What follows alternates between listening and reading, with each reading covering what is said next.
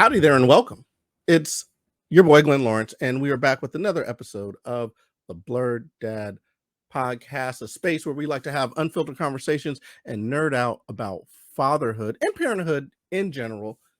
Is what we like to do. It's what we do here. We're talking about the kids. We're trying to get them right, trying to figure out how to do this parenting thing. And maybe, just maybe, if we can all get together on one accord, we can figure out how to get some sense into these kids. And I only bring it up because we were at a playground, okay, and we're playing, and little dude, he is small, he's playing with all the toys, and some other little heifers, I will say that because they were being very obnoxious, came up and they tried to take his Legos away.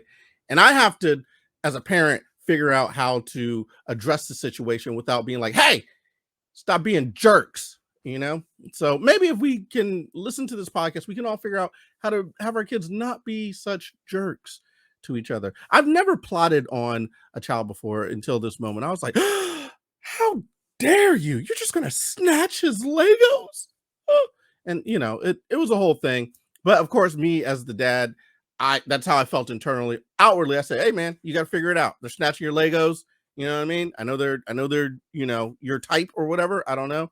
But you got to deal with it. You got to figure it out because there will be people who are trying to take your stuff in the future. You know what I'm saying?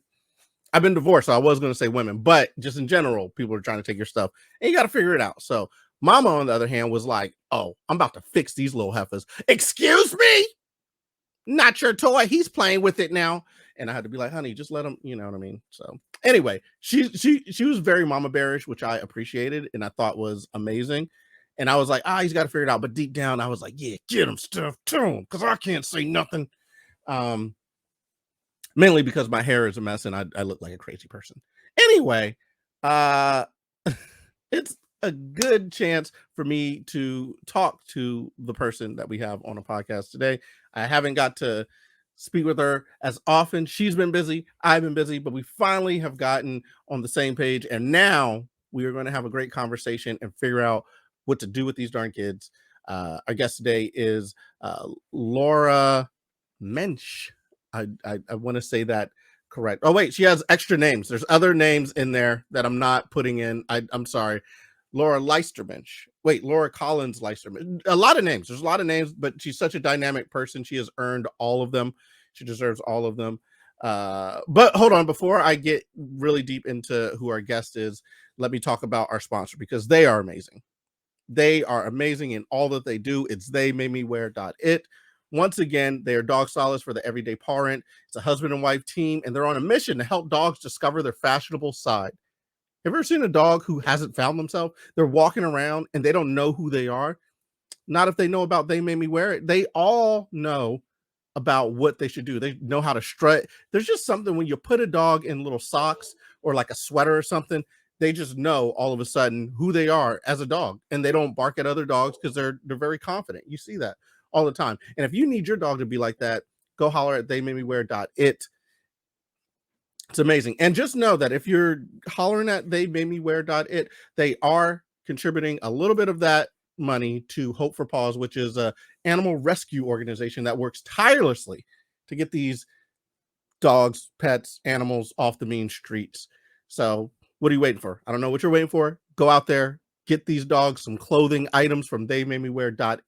Like I said, they got satchels, they got little, hats, whatever you need for them, they got it. Just go there, look on the site, you'll find what you need. If they don't have it, hit them up. They will try to find it for you. They will locate it. They track things down. It's almost like Taken. They can find out whatever your dog needs and put it on them. If they need an anklet, they'll find it. They got a guy who finds that. Anyway, that's our sponsor. Use code word blerd for 15% off at checkout. Now, on to our amazing guest, who is Laura Collins Lyster-Mensh. And she's an American writer and a mental health advocate from Amherst, Massachusetts. She has been founding organizations to solve problems all her life, including 3 international nonprofits. She is the author of 4 books and has produced 3 podcast projects. Say that 3 times fast. And is currently serving as a death doula in residence at Historic Congressional Cemetery in Washington, D.C. She enjoys being old and doesn't mind being mortal. And she has raised some wonderful children in her life. So without further ado, we should bring in our amazing guest, Ms. Laura Collins Lyster-Mensh. What's going on? How you doing? It's great. I just got home from the cemetery, so Oh, that's okay. my life. Oh, okay. So were you burying somebody or seeing someone off, or just that's where you like to hang out, or what? Not today on the burying people, but we already have 66,000 buried people, so they didn't need any more today. Okay, wow. But I hold an event there every Saturday, and today was an amazing event. We Oh, had wow. What's the name of the event? What is it? we call it Death Doula Days. Oh, okay. Some people think that means we're all death doulas. That's not true. It's for anyone in the area who wants to come for these events. I have a different theme every week. The theme this week was dying while fat, and that was a fascinating episode. I mean, the people who showed up for that conversation were amazing. Our guest, Isabella Carr, who is an amazing death doula and in the death fat movement. She is she did a clinic. It was great. It was great. And we had Wait, donuts. the death fat move. There's a movement for death fat people, for people who Yeah. are dying of being fat. Believe it or not, people die when they're fat too. It's like No, I thin believe it. people die, fat people die, everybody dies. I believe it. I believe they're much closer to death than people who are non-fat. So I feel like this would be an amazing event. They would probably, you're going to get a high turnout, especially in America, for an event like that. Oh, well, we could talk about that. But I have to say it was a great conversation. Very interesting people. People who will come to a cemetery to talk about dying are interesting. We never have a boring Saturday. Never. Oh, wow. No. Now, see, this is very, very interesting. And one of the reasons why I wanted to talk to you is because we had a doula for our journey into parenthood, the beginning of it, the birth of our child. And then to hear the word doula, because before, it's not like I had heard doula before. It's like kind of a new thing. So to hear that part of it, or hear about doulas and then go into the whole birthing thing, and then you hear this other thing, which is death doula, which is, when you hear it, it's like, oh, hey, that, like, I guess someone who guides you into death. It's kind of like an interesting thing. So I thought that was interesting because, this podcast is very much about the beginning of life and kids, and like raising them and whatever and having them. But then there's that other part of life, which is, going into death, which I thought was very interesting to use the word doula for that. Yeah, I actually, if you'd asked me 5 years ago, I had no idea that went on. But as soon as I heard it, just like you, I thought, oh, transitions, you're transitioning from one stage to another in both cases. And think about what a doula does. It's not, they're not in charge of everything there, but their job is to support you as the birthing person. Right. And an end of life doula or a death doula is supporting someone in their transition to dying. And there really isn't anyone else on the team that's just about you as the dying person. People are, trying to make you feel better or try to figure you out somehow, but to really be able to have a conversation. Oh, you're dying. Let's talk about that. How you feel about that. What are your values? What are your needs? What's your life been? How would you prefer to die? And we never have those conversations. But the fact is 100% of us will die. And not having those conversations can actually make for a worse death, and it can make for more fear of death. And Americans, our culture is very death avoidant. We try to pretend, I like to say the mortality thing, because I literally know a lot of people who feel like death means something went wrong. Like that's a mistake, that somebody did something wrong. Right. It's always, when someone dies, it's a tragedy. How old were they? Oh my God. But death is just like something's going to catch all of us. And we could make that a better situation for the dying person and for the ones around them if we were less avoidant. Yeah. So That's I don't know, that is super deep. And I guess I'm even, still afraid to have that conversation or even think about it. Here's the thing that I was just thinking that is really interesting. When you have a doula who is there for a birthing, for a mom who's giving birth, like that doula may have gone through that process. They may have actually given birth to someone. With the death doula, they probably have not died before. So it's like an interesting thing. It's like you have people who are assisting in this thing that they haven't experienced. How do you all handle that? I think that's a really good question. I think by doing exactly what you're saying, which is we are not experts.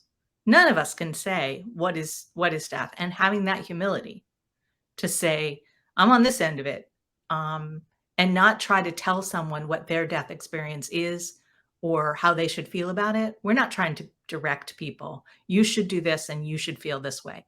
Our job is to ask you, what are your values? What's important to you? Who do you want there? Who do you not want there?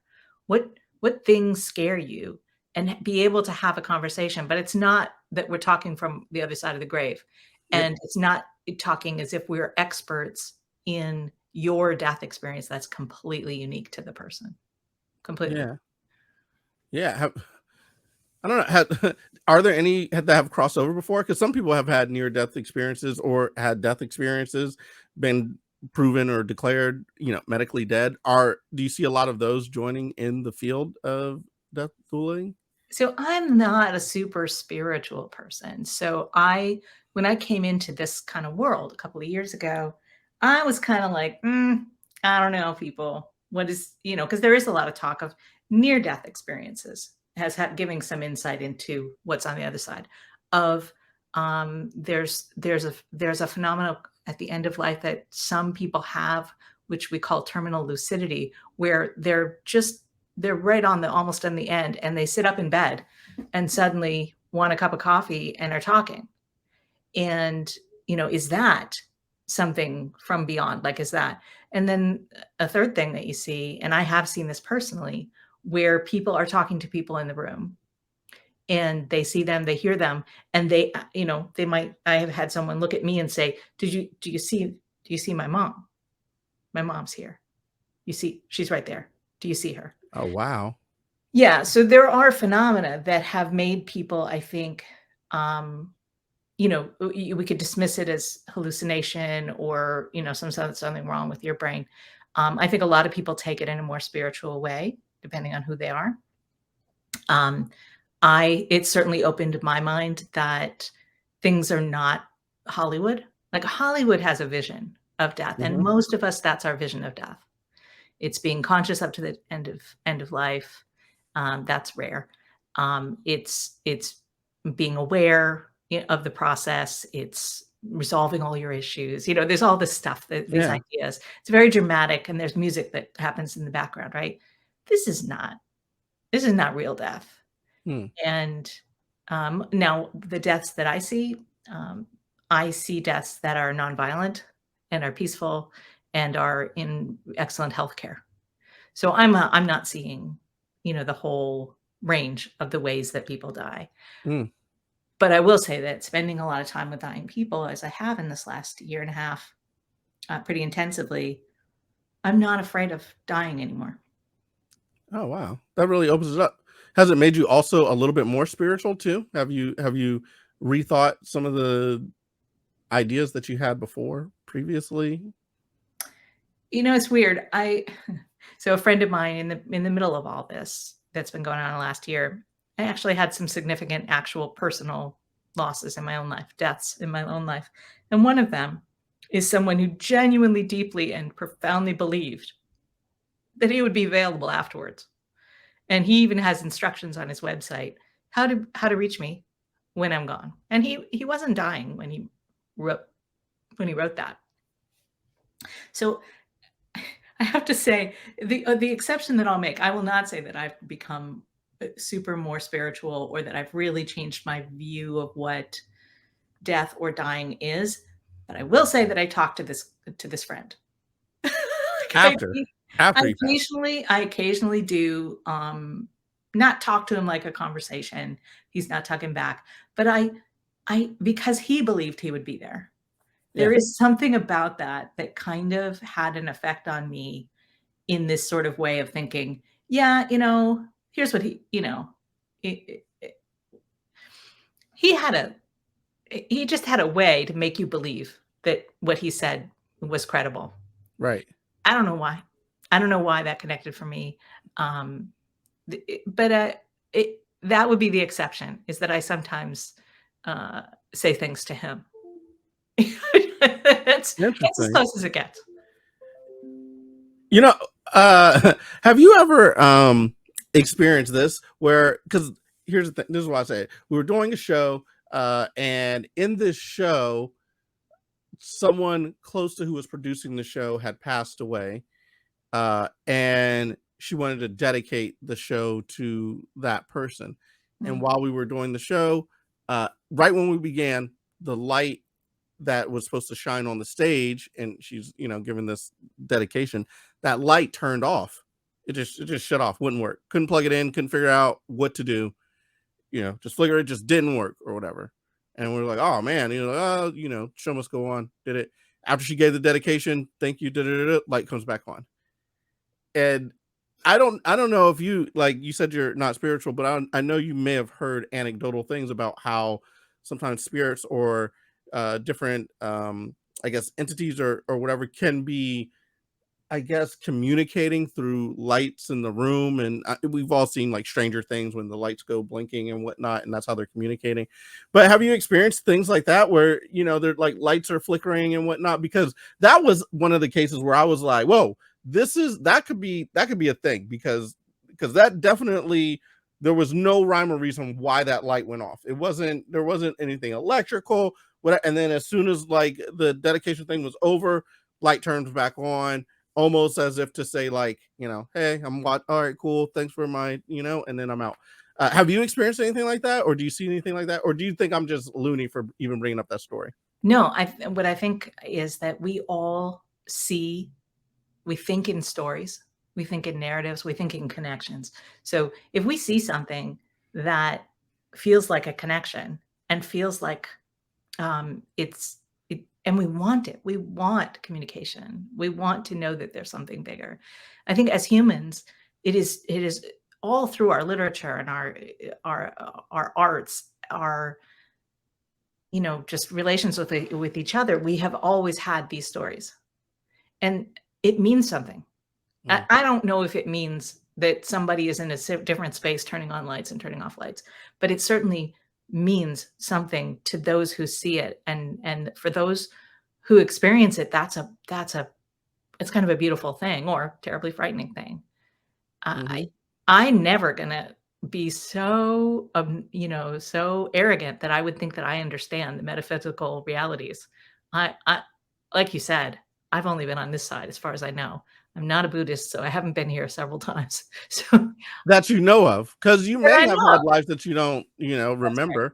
But do you ever have knowledge that you cannot ascribe to anything that you have learned or seen or done, but there's just something that you intrinsically just know, and you're like, how did I know that? Like, I've never learned that. It's just something that I kind of know or kind of felt or kind of just felt my way through. I'll tell you when I have it. For me, deja vu. I get deja vu experiences fairly frequently, and I have heard scientific theories on why that is. But when I have them, they definitely feel to me like something I need to listen to. I'm more tuned into, like, if I have a deja vu and it involves something, I focus much more on that thing. Like, I'm thinking that thing means something more than I thought. Just like, you have dreams. I think that we all need to just kind of be both science-based and enjoy the mystery, because there's mysteries. There's so much that we can never know. And when we lose the ability to tell stories and to have mysteries, I don't know, it sounds like a life of I don't know, emotional poverty. I wouldn't want to be so disconnected from magic and mystery. Dude, emotional poverty, that is a strong that's a strong word. You don't even think sorry, about I don't that. mean to make fun of people that are, or make people feel bad if they have no mystery, but I enjoy a little of that. Yeah. Well, this podcast is about parenting, and we're talking about the other side of that. And you are a wonderful mother of two children, or We have 2. We have a 35-year-old and a 25-year-old. Oh, so you're way on the other side of it in terms of parenting and Sure. whatnot. So what advice would you give me in terms, and I guess it could relate to, what you are doing now with the death doula thing. Um, as much as I wouldn't want to hear about it because like you said, we're avoidant and I'm still in there. I'd like to think I'll be around for a very long time to see him Mhm. get to 30. But realistically, once he's 30, I'm gonna be like 70. Like I'm gonna be when he gets when your kids get to the age they are now, I'm gonna be pretty old. And maybe they'll have new technology. Maybe be 70 will be the new 30. Who knows? I don't know. Hopefully. But what advice do you have for raising these chillins, as they say? I think I do have an answer on this one, and this last period of my life where I've been really dealing with the death thing informs what I'm gonna say. Um, I really think that being what we call death positive is good for kids. So I don't know if you know this death positive concept. No, I've not heard it before. I mean, I feel like I feel like I have heard. No, But I don't know. Have you've I heard heard of that? I've heard there's all kinds of there like you you've were heard talking of earlier, sex fat positive and all these positive other positive things. or sex positive. Or So whatever, all these other positives. So I could only assume what death positive means. But please enlighten me. okay, so death positive actually came from it's a riff off sex positive. And I used to have a podcast about I had a sex podcast. I know I don't look like I did, but I Hold did. on, wait. Okay, hold Yeah. on. No, you're showing a little shoulder. I could see it. Okay. Yeah. So I think that you should write about I'm a creative person, I'm a writer. I lean into what I'm afraid of. And I'm a real prude. So I did a whole podcast series for a year about sex positive things. I talked to people, with their clothes off. I went places, I did things to understand that world and to interpret it as someone who's nervous about it. I Yeah. really think that being nervous about a thing and challenging your boundaries is a good idea. So when I heard about death positive, I said, okay, I know what that is. That is us looking straight in the face of our mortality and living fully and healthily, being able to talk fluently about something without fear and not shame or avoid, because our sexuality should not be shamed or ignored. It's part of our life. And raising children, their sexuality is going to matter too. They're going to need to Mhm. feel good about themselves as sexual beings. And we as parents can't just pretend oh God, right? Right. And I think that this works for death too. So we live longer. We live in a society where death is pretty much separated from us, and kids can go their whole lives without really encountering death. And we can keep them from seeing anything. Like we cannot bring them to the funeral home. We cannot bring them to a deathbed. We cannot talk about death. We could be so afraid of our own death that we won't ever say certain things. We act as if we're going to live forever. Hmm. So I actually think the lesson that I'm getting from all this is like the sex positive thing, is that kids need to live in a world where they know that their parents are mortal, that they are mortal, and Hmm. that because we are mortal, life matters. Yeah. Like if it was unlimited and it's never going to end and it'll always be the same as today, we never have to say impactful things. Yeah. We never have to just really be real about a loss that we're suffering. We can just kind of make everything, Mr. Kangaroo. Oh, you're too young for that. Yeah. You could be frivolous with it. And You also, be I know frivolous. a little bit about Mr. Kangaroo, just a hair. Yeah. But I think that because kids don't see death and we don't talk about death, we don't normalize it at age appropriately, just like with sex, it's got to be age appropriate. Hmm. But if we don't do that, we're not doing them a favor. And Yeah. they will suffer losses. And if they feel as if that's not their business or that ends everything, like grandma dies, life's over. Like there's no other life. Grandma Hmm. dies, that's the worst thing that can happen. No, a bad death for grandma is the worst thing that can happen, is a bad Hmm. thing. A death that is unremarked or unnurtured, uncared for, unnecessary violent deaths here in our city, um, you know, overdoses, and these are preventable deaths. These are tragedies. Mhm. But living a full life, being able to choose, make some choices at end of life, and whatever is going to catch you, and being surrounded by people who love you and aren't afraid of you when you're dying. That's what death positive is. And we are so avoidant of death that we're cruel to those who are dying. And our kids need to see us being kind and not avoidant of death. Yeah. So one thing that you were saying that I will speak to is because of the fact that we all die, it has put more importance on the living and the life. And that's part of this podcast too. It's like a body of work, or it is a body of work that uh the little one can look to. What was dad about? What did he talk about? What did he do? What kind of person was he? Because he sees me around. He might see me telling jokes or do whatever and think dad was a a jokester or whatever. But then times like this when we're talking, like, oh, dad had some insight or whatever. I don't know. Maybe he'll be like, dad was still a jokester even after listening to this. But I definitely had the intention of leaving things, jewels within these episodes that he can use as he's coming up to live life or whatever. Because like I said, I'm getting older. Who knows, when the chance you become much more aware, that you might check out or whatever. So I definitely wanted to make sure that I could impart some advice on him. I don't know if I'm doing a good job. I hope I'm doing a good job with it. A lot of the advice has been for me, how to handle him, but a part of it is so that he can have some advice on how to grow up, what to do, um, and how to live life. So that's really, really, the cool part of doing all this. And then the other thing that you were talking about just now was like at the end of the life someone dies or whatever, and they had like a sad death.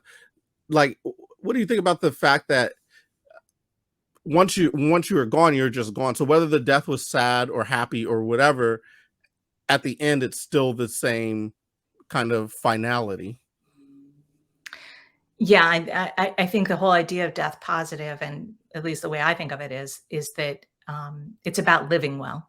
Hmm. It's not so much about death. It's acknowledging death so that we can live Right. authentically and truly in the moment and not, you know, think it's just forever. Hmm. And I think kids get that. One thing I recommend is writing a letter, like once a year. You Oh. need on your kid's birthday, just write a letter in in the first person, me to you, like with their name, with your name, and say, this is how I feel about you. This is what is important about you. This is who you are to me in this time. And this is, this is how you make me feel. Hmm. Because it's not really going to matter what accomplishments we have. It's going to matter who were they to us. And when my dad died, he did not write me any letter. And I remember at the time thinking, he had time because he knew he was getting sick. Why didn't he leave me a note to me to Hmm. say how, who we were, the two of us? He was a shy guy, so I understand now. But I really hurt. I've written letters. I've, Yeah. I've written letters to everybody. I've written 100 letters. Wow. And I highly recommend it because it really actually was good for my relationship with those people that I wrote those letters. They won't see those letters till I die. But I've said what I wanted to say to everybody, one to one, Wow. easy to find. That is, I recommend it. And as parents, I used to yeah. write something every time I took a plane ride. I'm like, I wrote down how, like, everything in a one-page letter before I got on a plane because I was just, Yeah. I, That's how you handle the nerves of the plane ride? yeah, Again. yeah. No, that kept me. Okay, I've done. I've left it. But our kids, they need to know, and we're not always going to be here. And For what would it sure. mean to any of us to have that from our grandparents, our great grandparents, our parents? Yeah. That's a huge, huge thing. Now that you're saying it, I'm really, really thinking about it because, like you're saying with your dad, he didn't write you a letter. And I'm thinking, I haven't wrote a letter, you know what I mean? And I just kind of am living life. and not even thinking about that, and not even thinking about the void that'll be left.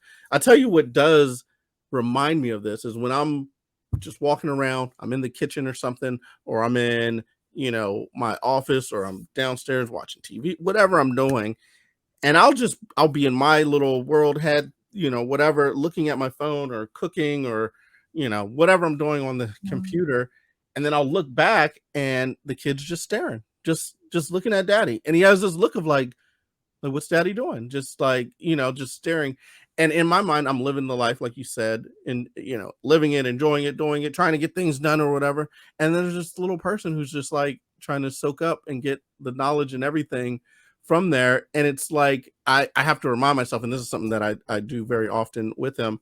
If I'm doing something and he's there, I need to verbalize what I'm doing so he can learn what I'm doing. And I do this a lot with cooking. It's like daddy's seasoning the food so that, it can be delicious when you eat it, or daddy has to heat up the butter so it melts, or, daddy, turns the eye, whatever, just all these things narrating so that he can get an idea of what is going on and what I'm doing. And some of the times I feel the saddest is when I'm sitting there in my own world and he's just like kind of like looking and staring. I'm like, oh man, I'm totally not, engaging or whatever. And this is like, I think this is the biggest engagement, because at that moment of passing on, you're no longer able to give any of those lessons. You're no longer able to talk to them or do anything, with them to give them insight. So giving them something that they can carry on to be like, hey, how, did dad feel about me? I mean, just think about how many people who have parental issues and then their parent passes on and you can see them and they have this like internal thing that'll never be fulfilled or taken care of because they didn't get that type of information, or they didn't get that talk or that word that they were looking for that might have helped them so much. They're really damaged from not getting that information from their parent. Oh yeah. And also, time will erode reality. Like if bad things happen at some point, a kid's not going to remember back before that. Mm-hmm.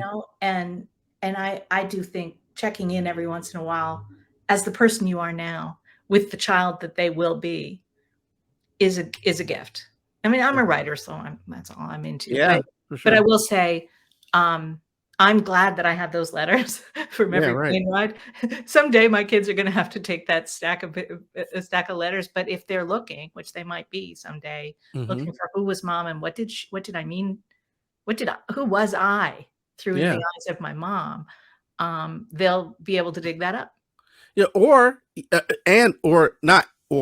in addition to, sometimes in life you're doing something, you're trying to figure out something in your own life, you're trying to figure out a way or Yeah. move toward a certain goal, and then you find a letter from your mom that she wrote you, and you remember who you were, or you remember that relationship, and it can help you move forward with the thing that you were trying to accomplish. That's Even right. if you weren't, maybe you had a great relationship and you don't even need to have closure with that parent, but that idea of knowing what they were thinking at that time or who you were at that time can help propel you in your, craft or whatever you're trying to get accomplished. It just brings you back to who you are, and or who someone who knows you.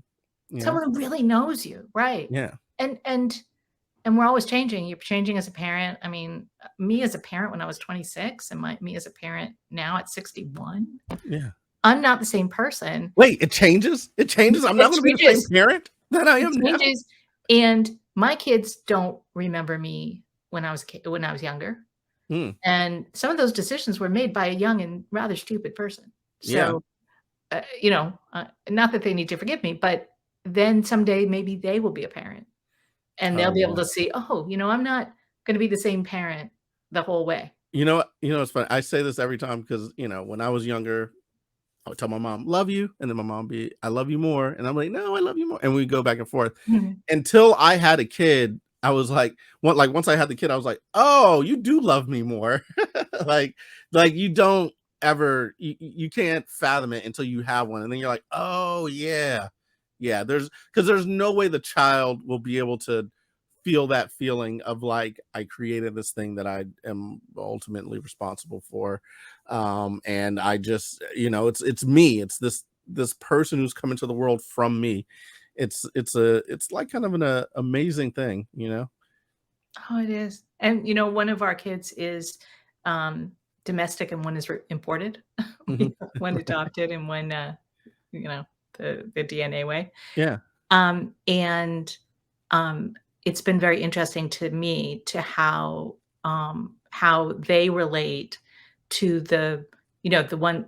It's like they're part of a much bigger family because Mhm. they have birth and non-birth or Yeah. whatever it is, and that family is this thing that you weave together. Yeah. And I've been hearing from both my kids recently about how those other people. I mean, obviously we're the core, but how those other people affected them.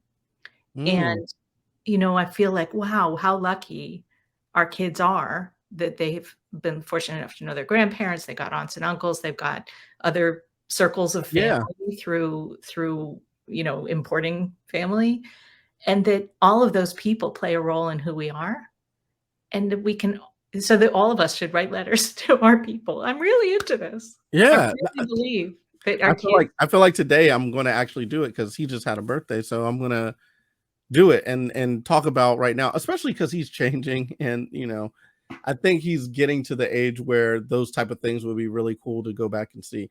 My mom is also a author That's and she's right. written many books. Like I think she's up to like 30 books or Woo! so, like right now. So many books. And she's always writing. Every time I talk to her, she's saying that she's writing. But I did ask her, I was like, Mom, can like you should write a book about like how you raise us or whatever, like something to give to us, so we can kind of, go about life and figure things out. And she did. It's great. It's called Babies Raising Babies. It's on Amazon. It's a great book, and and you'll get more into my life if you if you read it. But it's just really cool to have kind of that document of coming up and what your parents thought about you. Because if you think about it, how many people don't have that document? They don't have that thing that about their childhood. And I think about this a lot in relation to having an only child. As of right now, we don't have another one. Like once your parents are gone, that's your only link to your history, outside of other people that you've, grown up with. If you don't have a sibling who can share in the, hey, remember that Christmas or whatever, like you're not going to be able to get that and reminisce about those times. You may be able to tell it to somebody, but they're not going to understand how funny that moment was or how, impactful a certain moment was, or the dog or the whatever, running around with the Santa hat on and how you guys were falling out loud, whatever it is. You can't share that. So when you don't have a sibling to share those things with, you're missing out. But if you do have it like kind of written down, sometimes you can go back to that point, and then other people can like read it and get that feeling with you, and then you can kind of share those stories. So I did tell her, I was like, hey, so she wrote that book, and I'm so happy and proud that she wrote that book, because it gave me a little guiding light on things to do and how she raised us and what to do and what to look for. It's called Babies Raising Babies. I don't know if you. Babies raising babies, Yeah. that is such a gift. Yeah. Such a gift, and like you said, very few people are gonna have that. People also are modest, and they Yeah. don't feel comfortable writing, and they don't feel like their life is interesting. But in the end, really, what else did COVID teach us? But, um, the thing that matters in life is our actual people. It's Yeah. not, it's not, what awards we get, or, even what books we write, or what we do. It's those people that are in our life that have memories in common with us and that we've meant something to. So if we can do a little bit to bridge that for when we're not there anymore, Yeah. of course, AI will take it and create like a whole new person out of it, It could. but that's nice. Right. Yeah, it's good. Well, here's something that is kind of interesting. If you have, for instance, someone like nowadays, everyone's on the internet. There's tons of people with Facebook posts and pictures and all these other things of them. Just imagine there will probably be an industry where you can recreate your parent and have a conversation with them. There And is. regardless of what your parent really would have said, to you, it might feel very, very real, because you can have conversations with your parent again if you need to. You know what I mean? Like that could It be an exists industry. already, Yeah. and Oh it's my God. creepy AF. Is it You really? Yes, there are gravestones you can go to, there's a QR code on them. You did it, and you can see this person talking to you. You can ask it questions. I don't approve because I think, I've lost all control over that. Like, Mhm. it could start saying, Heil Hitler for all I know. Yeah. Somebody wants to do that, make my Voice but in the yeah. people who've lost children actually are the most vulnerable to this because they want to be able to go check in, Oh my.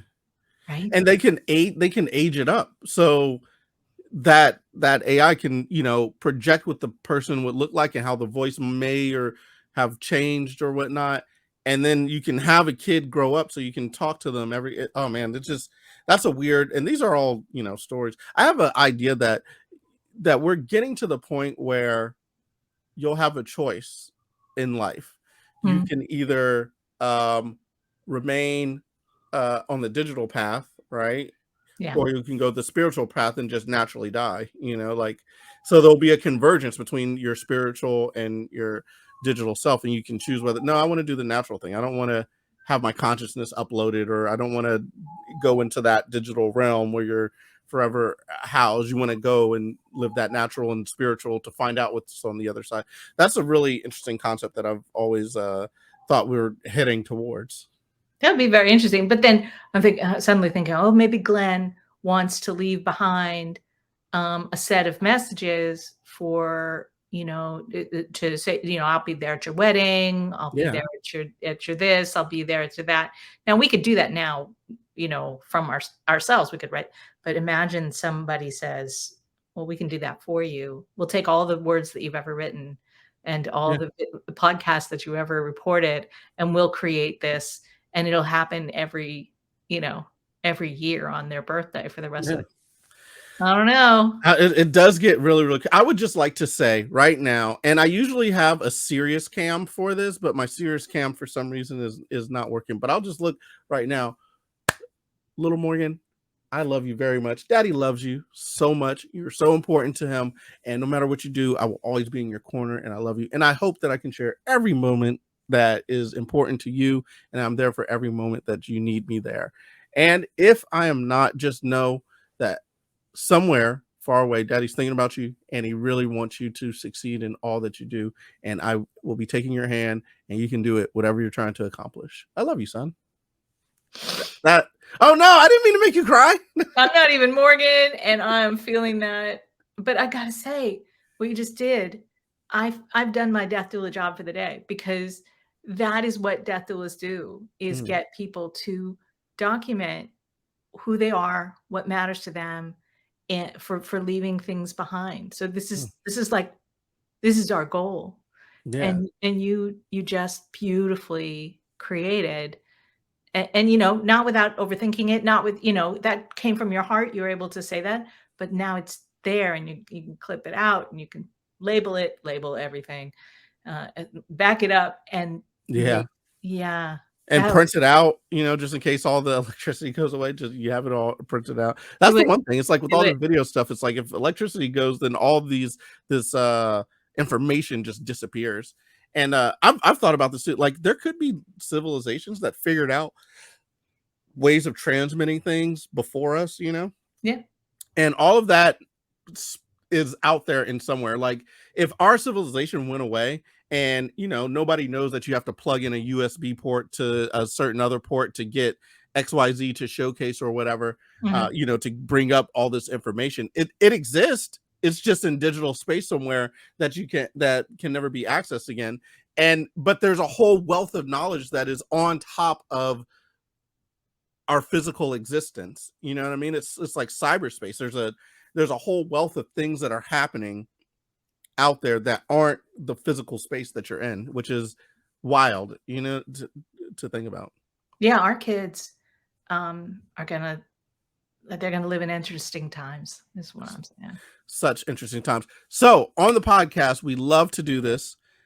We love to ask the blurting question, which is, what do you, Miss Laura Collins Lyster-Mensh, like to nerd out about? What do you nerd out about? What's the thing that gets you like, woohoo, going?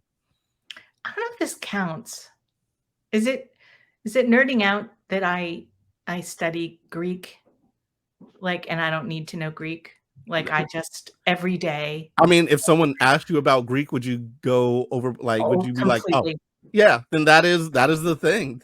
Is it the focus to the exclusion of what the other person wants to hear? Is I that no, does it define nerddom? I think it's interest. I think it's the thing that interests you so much that you can't help but go deeper into it or really care about it, super deeply. Like, do you speak Greek, or as Bush would say, Grecian? I do a little. I do a little. I actually we went to Greece last year, Oh, and I was able to, like talk to the taxi drivers and figure out train instructions. Oh, and I helped Mark get us onto Netflix in Greek, which was actually not easy. You couldn't have like done it. watching Netflix, not on it as in performing or any True, like. true, true. Okay. Yeah, no, it was getting us logged in, even to our own account. And I'm like, and he was like, you know that word? You just and I have never been so proud. Ever. That that's pretty awesome. So wait, can you say something cool in Greek for us? Yasu. Tikanis. What does that mean? Hi, how are you? Oh, cool. What about I love you? How about that? Is that a Sagapo. oh? What about like welcome to your death? How would you say that in? Kali, Kali, Thanat, Thanatossu? Okay, Is that a good death you? Yeah, yeah, something like that. okay, interesting. What got you interested in Greek? I did live there when I was pretty young, and I think I've always been trying to redo that. Like I lived there without speaking any Greek, and I just decided I wanted to go back and do it, like really do it. Yeah. And I love it. I love Greek. I love So it.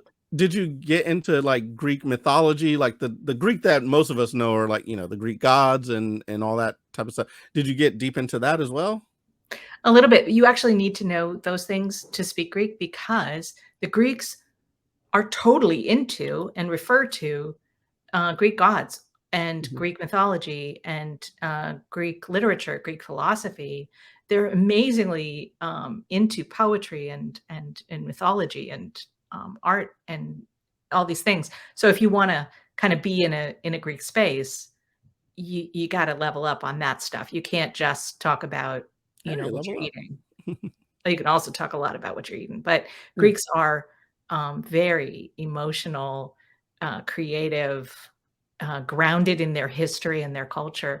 And Mark was amazed when we went that young people listen to Greek traditional music. He's like, "What?" He's like, Yeah. "They're all into." We get into a taxi with a young guy. He is blasting traditional Greek music, and to us, it was kind of like, "Don't you have young music? Like, is there Yeah. any young music for you?" They're so proud of and into their traditional culture, and they're bringing it into their daily lives all the time.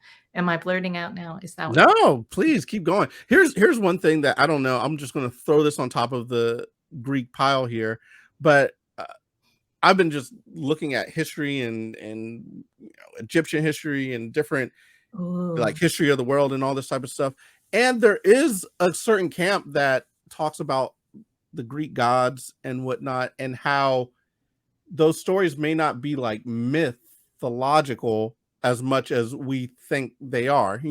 Like they They're actually actually, Greek that's Greek religion, like, yeah, that exactly. it's And not it, myths like they didn't believe them at the time. That was yeah, their theology. yeah, like their theology and also what to me is crazy. Like there are historical like archaeological archaeological sites that are actually confirming some of like the happenings during that time and whatnot, and kind of re I guess reinstilling no re not reinstituting but reinforcing some of these stories that you hear. And it may be interesting. So there may actually be a Zeus, there may actually be a Hercules.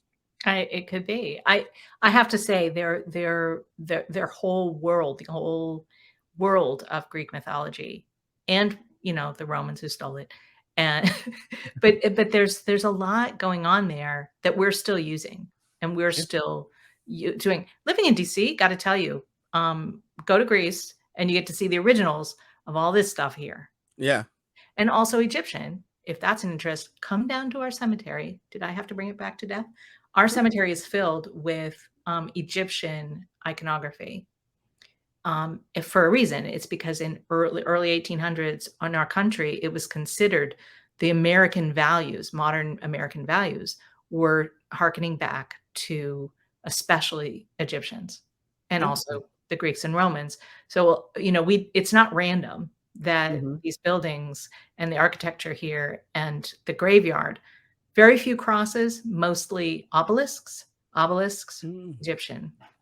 Interesting. Here's another thing. I don't know if you have read about this, but there's a school of thought that a lot of the architecture in the past was actually energy conductive, so a lot of what they built and the structures that they built, first of all, probably had different finishing point, like there are different metals or different glass or whatever around them, and the only thing that survived was the stone structure of it. Right. But that there was actually the ability to transmit electricity through some of these obelisks, and a lot of the ways in which they communicated and whatnot, and the buildings that they built were actually for a purpose. It wasn't just for pretty, like they were scientifically designed for a reason that we don't understand. And they have like a lot of things that were built that we don't know how to do. And if you look at a lot of the architecture around the world, there are buildings that were built so long ago,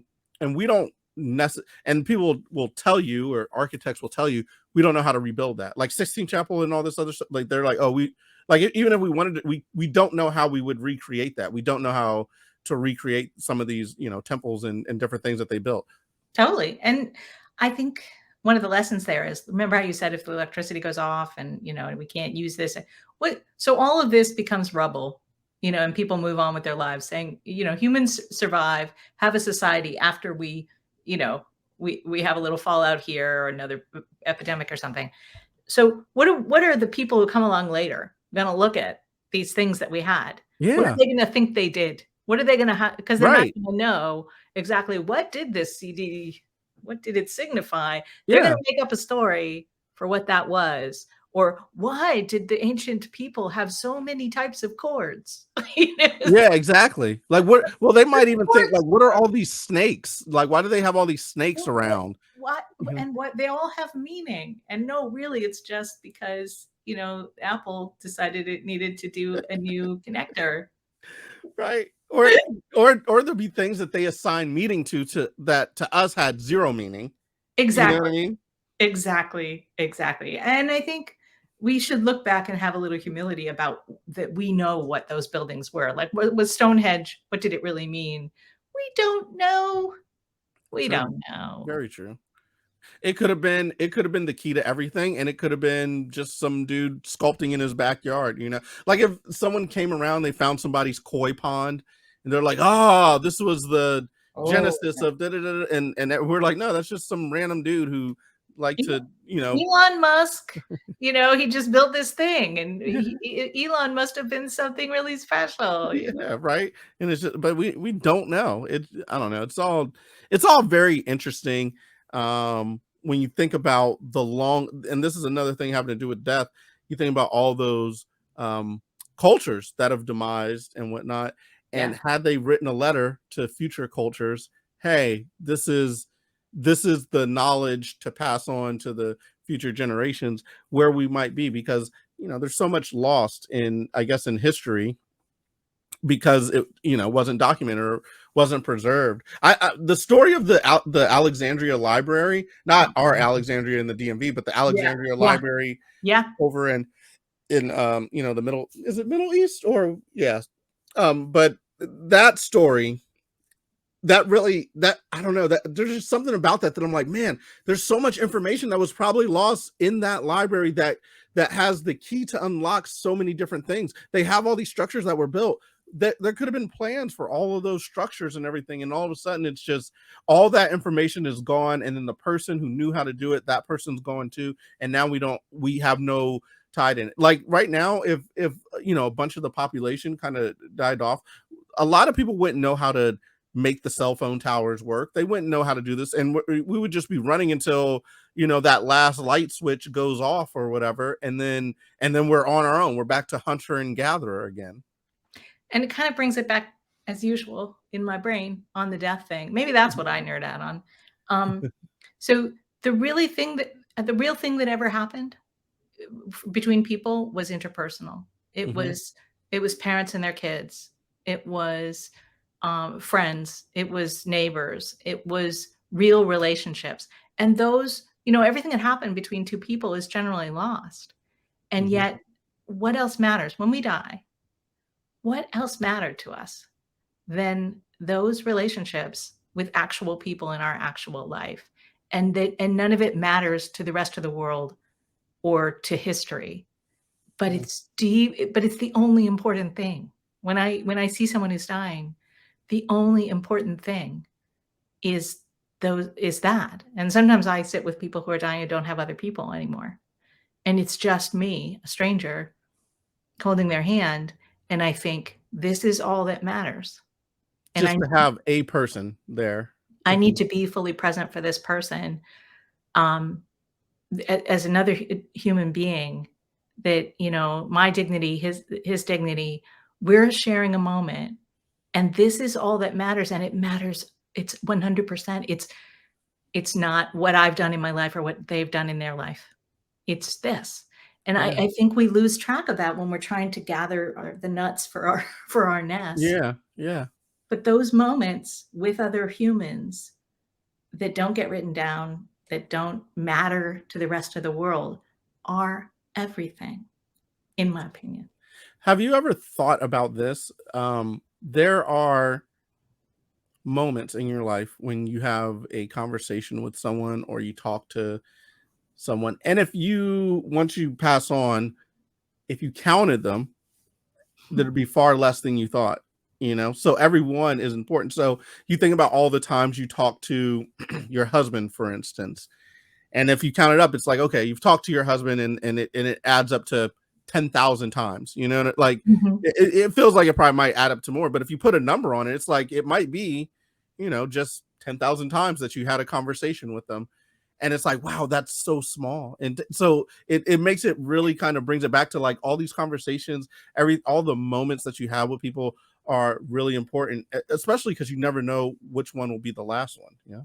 Which one will be the last, and which ones will have had an impact. You know, you Right. never know which conversation you have with your kid is going to be the one that they remember, because they get a million of them when they're little. You know, when they're little, we're with them all the time. Yeah, and you feel like you're gonna have a million more, but then there becomes, it's like with, especially with the little one, it's like, wow, that's the last time that he was, you know, young enough to not remember, or that'll be the last time that I carried him on my shoulders. You know what I mean? Like, and then the next day he was a little bit bigger and a little bit big, and then eventually it's like, I haven't carried him on my shoulders since that one day we went to the Eagles game or whatever the thing is. It's all in there. So Yeah. we had a couple of foster kids at one point. We fostered babies. So when you got a baby in your life, it's 100%, right? It's like, it's all, you are everything they are. So you got this baby, they've just come into your life like that. They're going to leave maybe 2 days later or 6 weeks later or whatever. And so there's some kids out there that we have had in our home, and we just love them up like sponges. Like, we just loved them for the whole time that they were in our house. Now, when I had to say goodbye to them, you know, when they got taken back to where they're going to go, I have to think, did it matter? And I think it does. Like, it may have been a short time in their life, but that child had a dose somewhere in them. You know, they don't remember it. They were infants, right? But somewhere in them, there's something, some sense of belonging and love that we were able to pour into that sponge and that they will carry. If I did not believe that, then I don't think I could have done it. I couldn't have taken babies in, and I couldn't have let them go. But I had to believe that love, that just loving on somebody is meaningful, even if they don't remember it. Yeah. Yeah. Well, I guess because I really wanted to ask you this question too about having an adopted kid as Mm. well as another naturally born. Were there times when you kind of saw the difference in the kid and you're wondering like, oh, where did that attitude come from, or that personality trait come from, because it's not from you? Because with our, we can see where all the personality traits we can see from both, like, up, that's you, up, that's you. And then when you have like an adopted, it's different. And then also, have you talked to that kid about how they felt, in the presence of people who are naturally bonded, and then sometimes like maybe not feeling as naturally bonded to the people, or was that not even a thing? So I guess that was two different questions. No, it's a really, like, if you'd asked me before I'd had the experience and you asked me now, I got a completely different feeling on it. Like, I don't think I could have understood how parenting is parenting. So, and love and being a parent and being a child, it's like, it's 98% of the thing, right? Mm-hmm. But that little part that isn't something, that isn't genetic, let's put it that way. I think that little part does matter, and it's probably way more than 2%. Let's say 15, 20, I don't know. How Yeah. much of what we come into the world with is what we were gonna get. But I feel like as a parent, you're optimizing whatever it is. And I'm pretty sure that when someone's genetically related to us, we do that with our dogs. We say, "Oh, he acts like me. He Yeah. looks Right. like me." We just wanna make the story. Mm-hmm. But the real relationship that you have with somebody who's your person, that is a child, to me, it's a little additive when there's adoption involved, because you're more conscious about it. You're more aware that there are other elements, and so it actually adds to it, weirdly enough. And I really feel like you can be a little lazy on this Right. on this question when you think it's genetics. It makes you a little take for granted things and maybe not see them clearly. Mm-hmm. Whereas when you're thinking about it, it probably kind of it gives a bond of its own, which is, Mm-hmm. oh, I wonder, I want to. And we've had the good fortune to know the biological families, so I think it's for us. We constantly see that. We see, oh, well, you got that trait from this one, Mm-hmm. but it makes us feel more connected. And I don't think I would have understood that before I experienced it. But at least for me, parenting is it fills the spaces and it draws from who that person is, like, genetically, and it optimizes who they are genetically. And so my job as a parent is to optimize this human that is in my life. And that in the action of doing it, that's a bonding behavior. It's cosmic, it's beautiful. And I find it, I just know I don't think I understood what it meant when I first engaged in it. And Mm-hmm. but it's been a real journey for me in a positive way. And I'm the one who's constantly reaching out to the biological family, like, they're my people. And the kids don't care. If you're open with kids, I find, and we've always been very open about how everything transpired, right? And some of Mm-hmm. it's not happy stories, right? But we've always been very transparent about it. It actually makes it fade to the background because it's not over given too much attention. Mm. It's like, we still got to do the homework today. Right. We got an ear infection today. You're crying because you hurt yourself. You're bonding all the time with your children, and the genetics is only a little bit of it. Okay. Well, this entire conversation has been an amazing journey. And I've had so much fun doing it. We ran the gamut. We talked about We Greek went mythology. everywhere.